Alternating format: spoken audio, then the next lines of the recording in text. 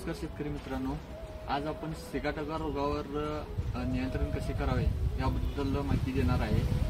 Sigatoka रोग हा त्या प्रकारे असतो, याचे लक्षणे या पानावर पिवळे डाग आणि काळे स्पॉट पडून पूर्ण पान खराब होतं। पान सुरुवातीपासून स्टार्ट चालू होतं आणि त्या पानापासून वरच्या पानाकडे वाढत जातं। जसं की हे पान पूर्ण भरलं तर बुंद्यावरून दुसऱ्या पानावर स्थलांतर होतं। याच्यासाठी कंट्रोल करण्यासाठी झोल वर्गातील औषधं वापरावेत।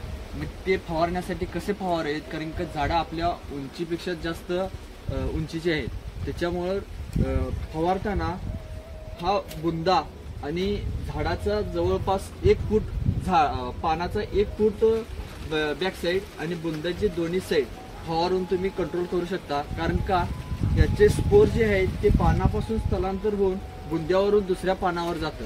मग तुम्ही जर बुंदावर फवारून त्याचा रस्ता ब्लॉक केला तर दुसऱ्या पानावर ते जाणार नाहीत आणि या पावसाळ्याच्या दिवसात म्हणजे जुलैपासून थंडी सुरुवात होईपर्यंत हा सिगाटोका रोग असतो।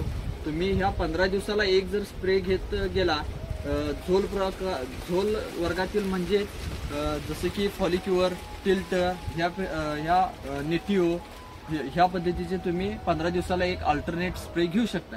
धन्यवाद। अधिक माहितीसाठी संपर्क करा 87 66 64 71 56।